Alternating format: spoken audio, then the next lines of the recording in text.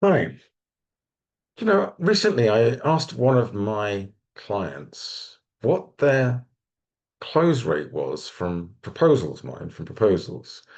And he said, well, it's not great. I said, well, okay, well, how many do you close, would you say? Well, he said, about 5 or 10%.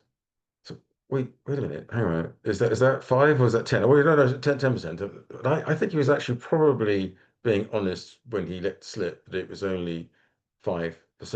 Now, hang on a second, what does that mean? That means that in every 100 proposals, now that's a lot of proposals, right? That means just five clients from those 100. So what does that mean that senior engineering account manager was actually doing? What is his job, is what I mean. What's he actually doing all day? Is he revenue generating? Is he actually doing something that's going to bring in revenue for his organization?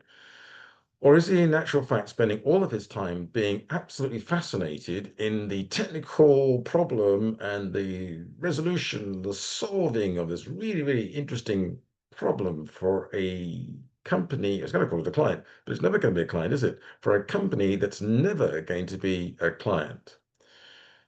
So what's he actually doing? He's being the expert. He's been the expert that he's been employed to be. That's fine, isn't it?